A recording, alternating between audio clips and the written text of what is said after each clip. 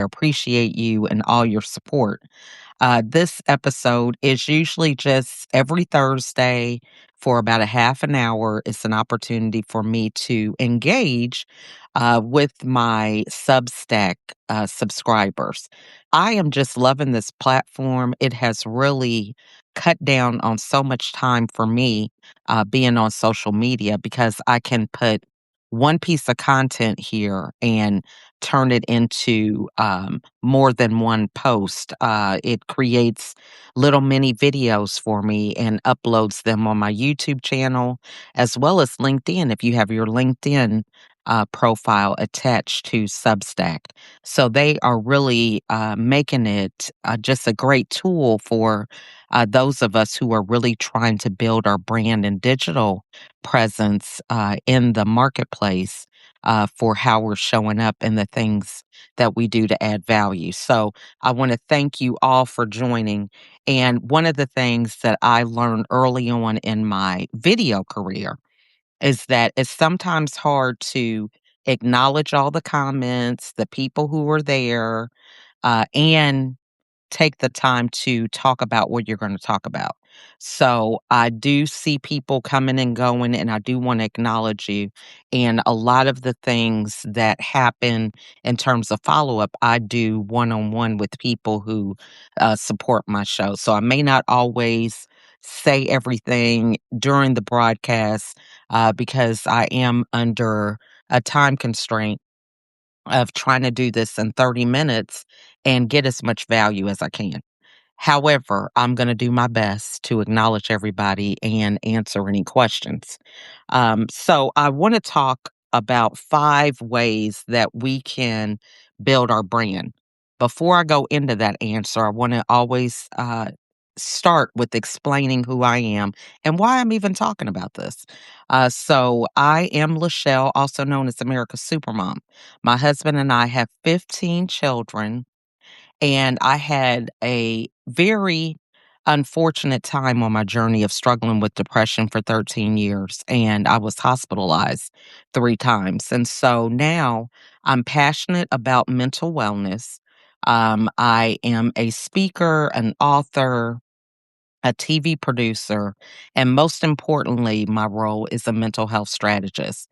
I work with executive women to help them align their brand with their true identity so that they can shine in the media.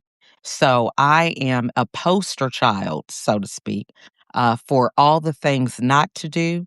When it comes to building your brand, the people pleasing, the over promising and under delivering, trying to be all things to all people, giving and giving and giving and giving, but not putting more back into your own resources, right? All the things that we do that we feel are we're blessing people, we're helping them, we're not putting our own oxygen mask on first. And so I talk very openly and candidly about these things. And I believe that a lot of my depression was around not really knowing my identity, right? I was so caught up in trying to be all the things to all people that I didn't really check in with myself to what my limits were, what was working, what wasn't working. I was on this hamster wheel of continuing to do the same thing, expecting different results. And so I feel like as I reflect over my journey, a lot of my turmoil or suffering could have been avoided if I just had insight on certain strategies. So if I had certain strategy insight, it could have circumvent a lot of ways that I went about conducting business, conducting things in my own personal life. And so I'm here to kind of shine the light on those things. So I first want to talk about, just 5 quick ways on how to build your brand. A lot of these things I have courses in, or, I do speaking events about, but we're just going to share the highlights. The first thing is to really focus on what it is that you want to accomplish. So, if you have a message and maybe you're like, I don't really know what I want to do. Do I want to speak? Do I want to write a book? Or, just really think about clearly what is your message that you want to share. And a lot of times when we get that clarity, then we will focus on the best way to present that message. So for myself, I really, in the beginning, struggled because I have a marketing degree. So my focus was on business. And even though I was the stay home mom, my college um, curriculum really got me prepared to be in a business world. So my husband and I had a lot of different small businesses that we did to supplement our income of 15 children, but I stayed home.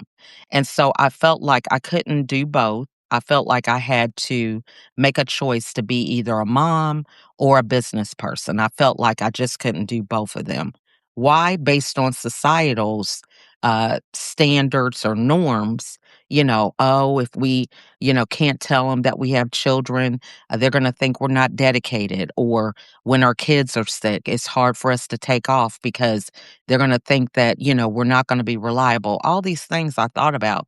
Um, and so I felt like I couldn't do both.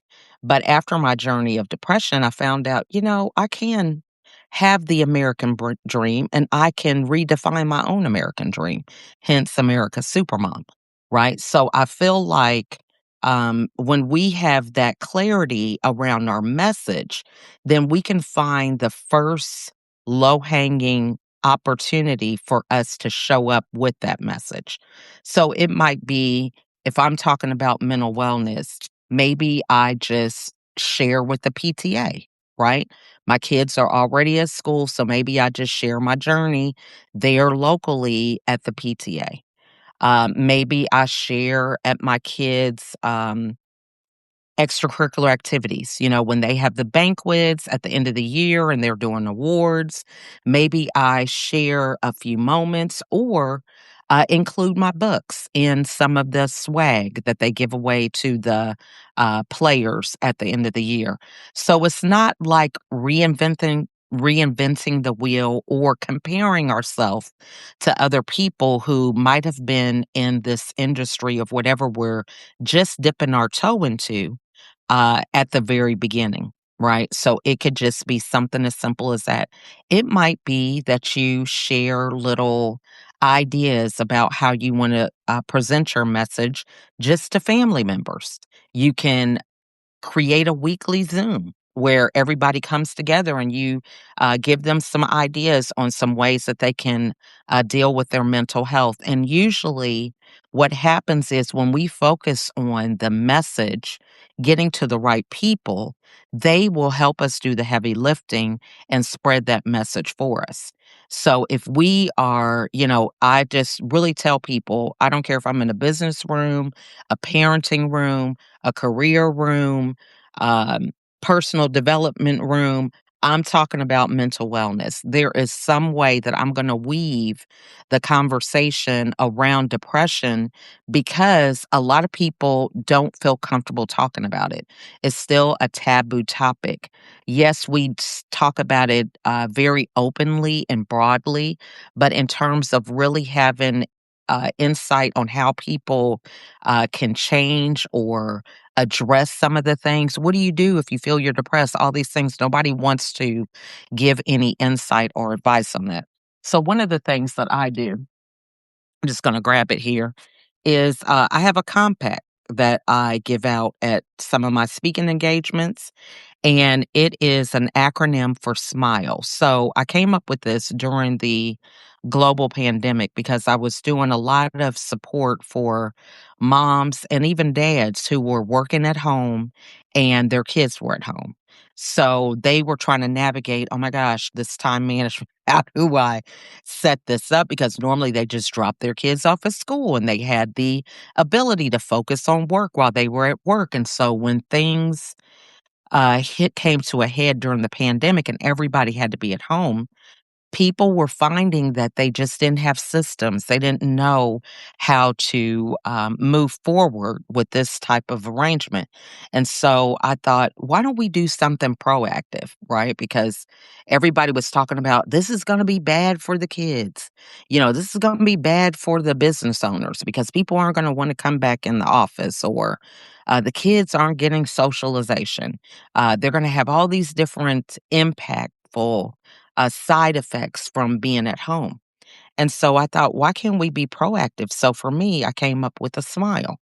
And a smile is 5 pillars that we need to make sure that we focus on for our mental wellness. And they're great opportunities for you to start a conversation with somebody else and not feel like you're badgering them or making them feel really threatened. And so they are sleep, mood, inner voice, laughter, and energy, right? A smile is something that you can give away and still keep for yourself, right? A lot of times when we go through our journey, we're never taught to pour from a full cup. We are taught to give, give, give a lot of times, and the um, the cup is empty, right? We're not even looking to see, is anything coming out of this cup, right? Am I taking time to refill the cup? This is what happens. And so when you think about a smile, that's something you can give to somebody else and still keep for yourself, right? So these are the 5 pillars that I struggled with on my journey of depression. And so I have found that if you just start there, that's a good way to kind of work on your mental wellness. And it's something that you can track and you can observe for yourself. Now, if you have a friend, you notice something's a little off, this gives you some talking points. Hey, have you been getting a lot of sleep? You know, you look like, things are just kind of looked overwhelming to you right now? Is there anything that I could help with? If they just are not themselves, maybe you could try sending them funny videos or telling them a joke. What happens is that disrupts your thinking pattern when you do humor. And so that's something that you could do, telling them a joke, getting them to briefly for a moment get off that loop of whatever negative thinking that they might be doing, and it's not very intimidating in a way that you are presenting it to them. That's different than saying, hey, just tell me what's on your mind, right?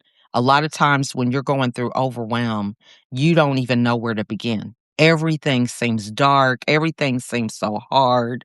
So when you lighten things up with just simply a joke or some kind of funny video, it disrupts that thinking pattern briefly enough for you to plant another seed of a positive thought. So that's just my insight on that. So when you think about focusing on what it is your message is, then you can determine what is your best way to present that message. Do you feel that you can do it in written form? Maybe you can do it in an audio message, or you could do it on video, right? Maybe you can collaborate with other people. I just had a new connection that I met with yesterday, and she hosts retreats. And these retreats are great. They're going all over the world. But now she is focusing on a transformational retreat. So it's been all good to travel, but now she wants to have them go over there and come back to the United States a changed person with something that they're going to continue with for the rest of their life. And so now it requires her to do things a little different in order to receive that outcome. And so when you are able to focus, you can kind of start tweaking and changing things in a way that's going to help you. Hey, April. Hey, Bazili. Hopefully, I'm pronouncing that correctly.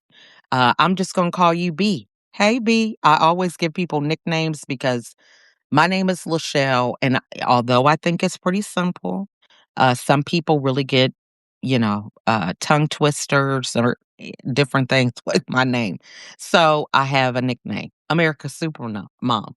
But Nicknames are great because you know that I'm acknowledging you and I don't want to learn a pronunciation that's incorrect. So, hey, B, hey, April. So, the second thing is to be approachable. So, just something like that, right? Telling a little background around nicknames, why I give them. I want to make a connection. I want to be authentic. And I also want to honor and respect you for your name because names are important, right? So it's important to recognize when we're dealing across the world in a global uh, economy now that we want to be respectful of all cultures, races, and things of that nature. And so you want to be approachable. There's so many things that I have learned by being approachable. I say, well, is it correct for women to talk this way in this culture? Or this is what I'm trying to get across? What's the best way to present this in your culture? Just being in a situation where you're acknowledging that is so important, right? Because you want to make sure that you let people know that you want to include them in whatever it is that you're doing. You want to co create, not dictate or dominate. So be approachable. And a lot of that comes also with having content that people feel comfortable with, right? So I like doing these type of lives because we're having a conversation, even though I'm doing all the talking. But I learned this from Rachel Ray, believe it or not. I happened to be a guest on her show in 2015. My kids and I used to watch her all the time with her cooking videos because I could not cook. Okay. I was burning up so much stuff and bless my husband's heart. It's been 33 years, but in the beginning, he probably was taking a bite, smiling, and throwing stuff away behind my back. But she taught me about engaging and thinking about the things that you thought about when you first got started and including that in the conversation.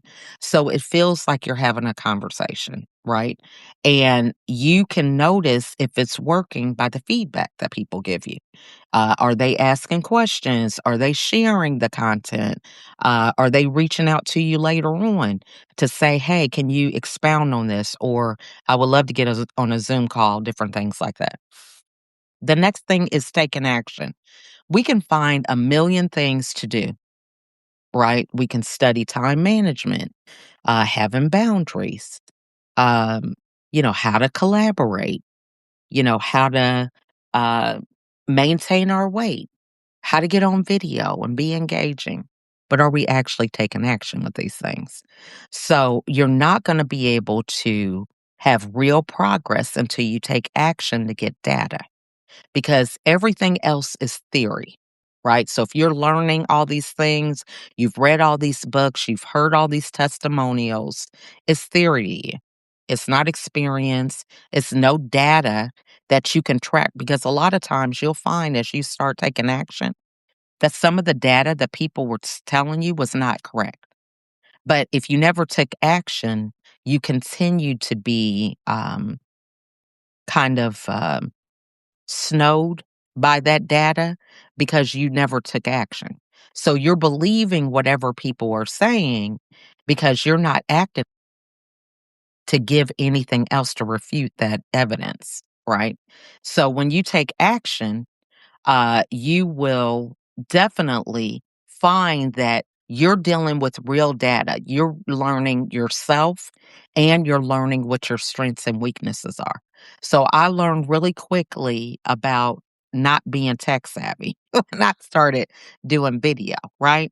The lighting, the angles. I mean, still, I don't know. I'm just like picking up a phone and what you see is what you get. I don't do any editing. Now, I know that that may be even more important down the road, but I feel like the audience that I'm serving, I've had enough of trying to be this polished, perfect person that I'm just not willing to do it anymore, right? I'm willing to be myself the same. If you see me now, or if I'm at the bank or the grocery store, gas station, I want to be that person that people are like, oh my gosh, I know her. Hey, that live girl, one thing that I thought was this or whatever. And we have a conversation, right?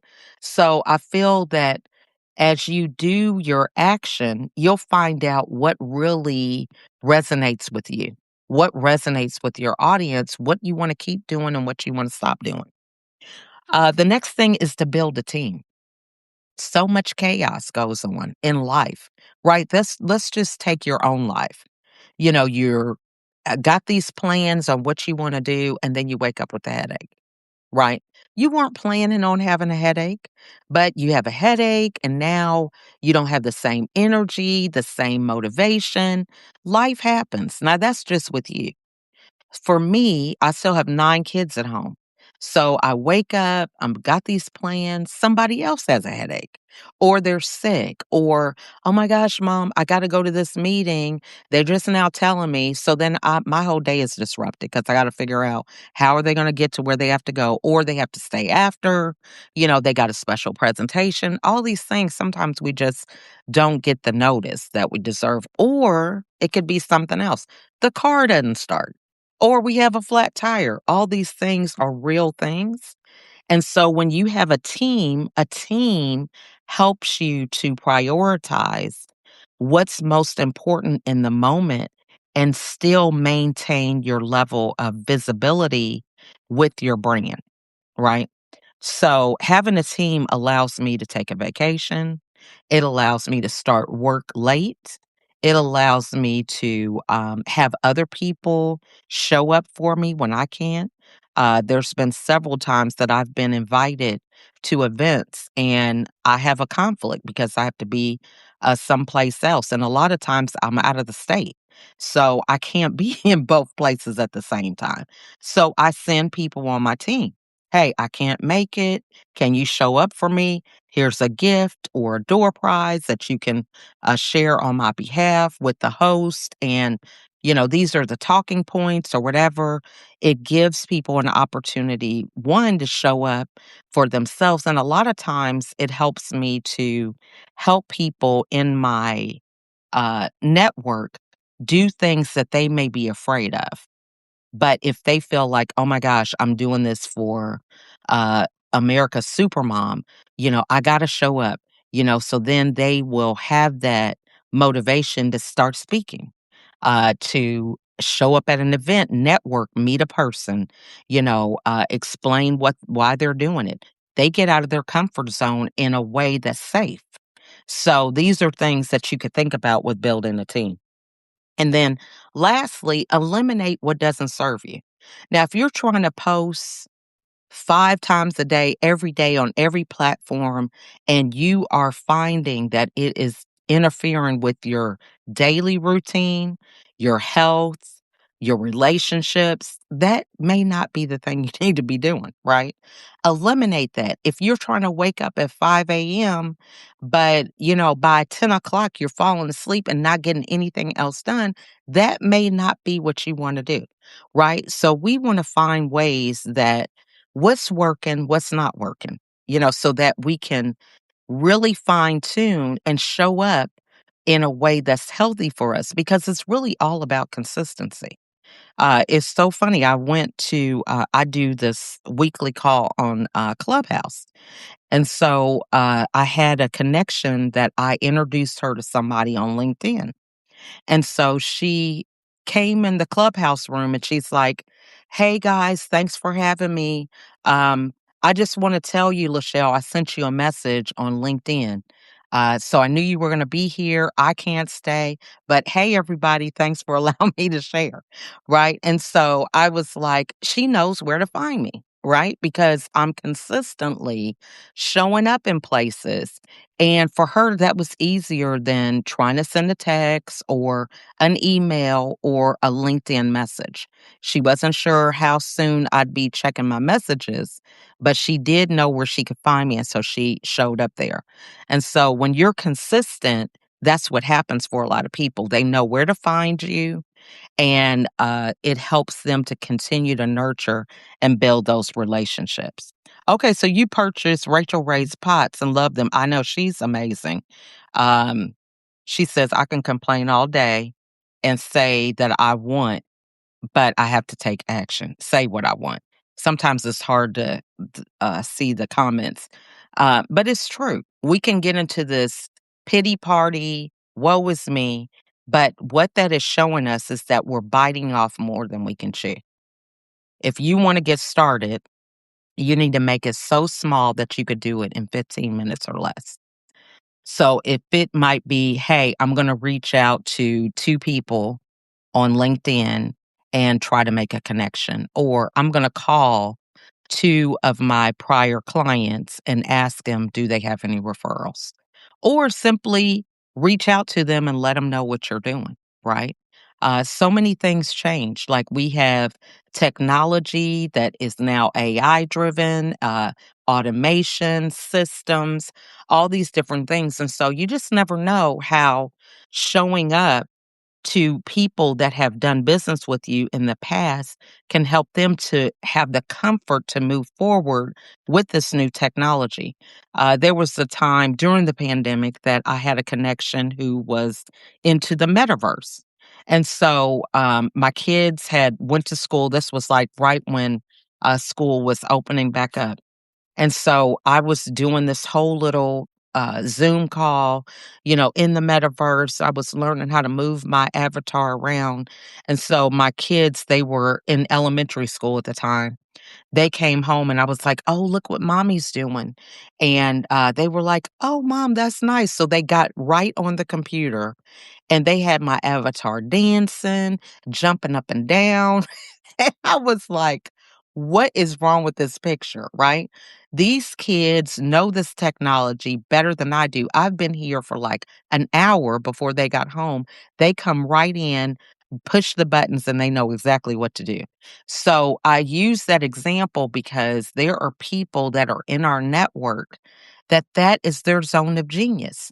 And we know them and we feel comfortable with them so they can actually help us to move forward in a comfortable way that gets us out of our comfort zone, but it allows us to take the risks that we feel comfortable taking so that we can shine in whatever we're doing. We don't want to just try to do everything at one time, but sometimes these transitions are hard because we just don't know who to trust. We don't know what to do first and all these things. But if you connect with people that you trust, then it makes that transition a lot easier. Same thing like this platform, right? Substack and this going live. For me, it's all about having conversations, right? I want to get on here to give value. So just simply opening it up. Hey, if you want to be a guest, if you want to join me, I have a calendar link. Let's sign up. Let's have a conversation. And a lot of times we're going to always have fear, right? I might be doing well now, but if I hear a loud bang or if I hear one of my kids crying, I'm going to have fear around, oh my gosh, what happened? What am I gonna run into, right? So you're gonna have fear, and sometimes you just have to do it with someone else because you have to do it afraid, right? That's the only way that you're gonna grow, get out of your comfort zone, and get the results that you wanted. So that concludes my 5 points on how to build your brand. The first thing is focus. The second is be approachable. The third is take action. The fourth is build a team. And then the last thing is eliminate what doesn't serve you. Stop trying to follow somebody else's blueprint and focus on creating your own. So I want to thank you guys so much for joining. And thanks so much for that support and feedback, April. Really appreciate you.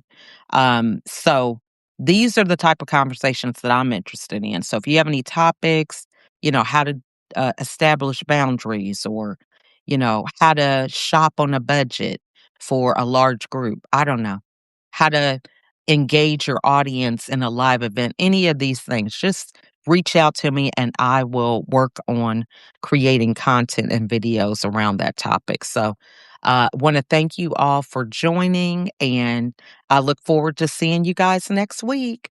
Bye for now.